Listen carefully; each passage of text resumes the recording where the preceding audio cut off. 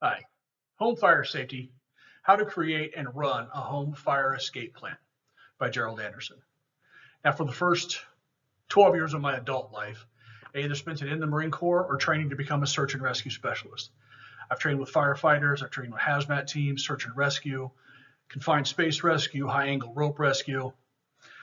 And I'd like to put out this video because this is something that we've kind of lost track of as a society. The National Fire Prevention Association, or the NFPA, brought out these stats for 2018, and I'm just going to kind of go over them a little bit so you just understand where I'm coming from with this. There were over 363,000 single-family structure fires. Now, that does not include apartments or multi-home dwellings. It does not include offices, trailers, or anything like that. This is just homes like you see in this picture where one family lives. The results in the United States were over 2,700 deaths, over 11,000 civilian injuries, and over $8 billion in damage. So what do you do? What's step number one? Number one, make a plan of action. It's real simple. If you just go to the nfpa.org/educate, you will see a list of things that you can download for your own home, and it gives you ideas on how to prepare your own plan. And step number one is start drawing a map of your house, and make sure that you provide at least 2 points of exit for every room that's possible. Also, go around your home and make sure that all of your windows and your doors should open easily. You should have a fire alarm in each sleeping room and at least one other fire alarm at all points of entry into other rooms. Special note, if you have second-story bedrooms for adults or children, you can go to Home Depot or Lowe's and even order them online. They're called fire escape second-story ladders. And what they look like is they're little hooks that go around the windowsill and then they unroll outside the house, and they're easy to get out of. Now, you've created your plan, you've drawn your map, you've got your points of exit, you've made notations on that little map of where your fire alarms are at. Now what do? Simple, practice. We didn't learn to walk on the first chance. You didn't learn to throw a baseball without picking one up ever. You gotta practice. The best escape plan only works if everyone knows exactly what they're going to do. Now, the national average, or the NFPA, says that you should do 2 fire drills every year. But that's after you already know what to do. What I recommend is spend an hour or two one Saturday with all the family together once you've got your plan drawn up, and just go over it. And for the children, make it fun. Kids like to do things. Make a game out of it. And I'm going to talk about meeting place later. But tell them, hey, you hear the fire alarm, you go to the meeting place. Don't wait for mom and dad. You get there. And first one there gets an ice cream when it's all said and done.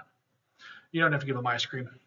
Child obesity is a little high right now. But adults, make a list of things that you are going to be personally responsible for. For instance, one parent goes and gets one child. If you live in 2 or 3 or 4 children houses, you assign a different parent to each child. Each parent should also know where their cell phone is at. That's all you need. You need your cell phone, you need your kid. Everything else is extra and superfluous and means absolutely nothing. Kids, show them what to do in case of an alarm so they don't wait for you, okay? You don't want them waiting for mom and dad in their room panic. You want them to be confident and sure of what they're about to do, because this is for sure and for certain. Time is not your friend. On average, you only have 2 minutes from the point of the alarm going off until your first primary exit is blocked off or unable to be used. 2 minutes. Now think about how long it takes you to get up in the morning. Okay, the alarm is sounded. Now what do? First of all, don't panic. Running in circles, screaming and shouting is not going to help anyone. And this is where your practice is going to pay off. Run your plan of escape and get to the meeting place after you've done your list. Kids can sleep through fire alarms. If you have children, you know exactly what I'm talking about. Make sure an adult can account for each and every child.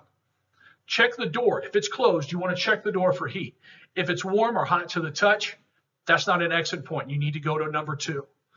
If you have to go through smoke, get low, stay low. Smoke kills too. And wait till you're outside to call 911.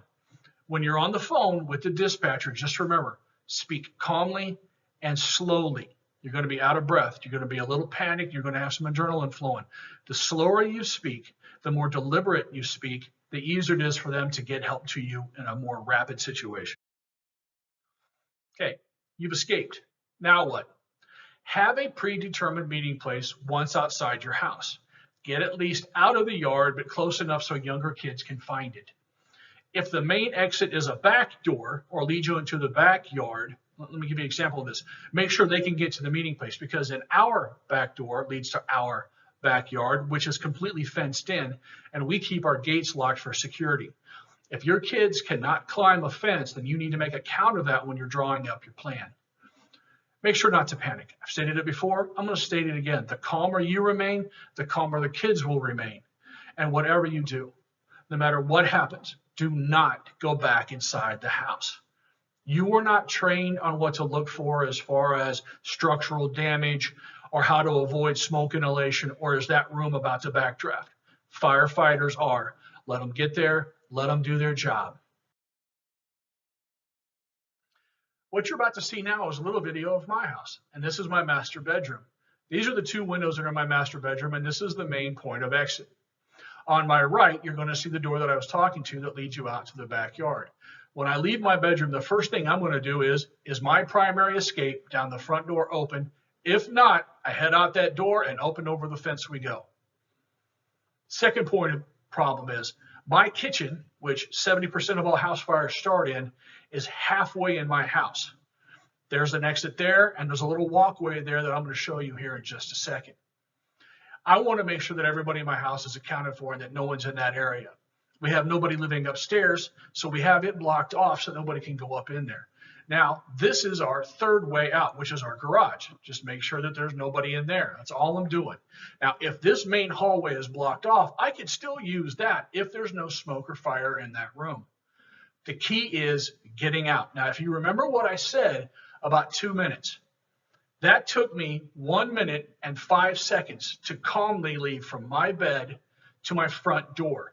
And that's without fire, that's without smoke, that's without worrying about my family getting out the door. And there's our meeting place. The mailbox is across the street. I hope this has helped. I hope this has at least given you some ideas. National Fire Protection Association, or the NFPA.org, is an excellent resource, and there are tons of others. You can even contact your local fire department, and they will send someone out to you and do a threat assessment for your home.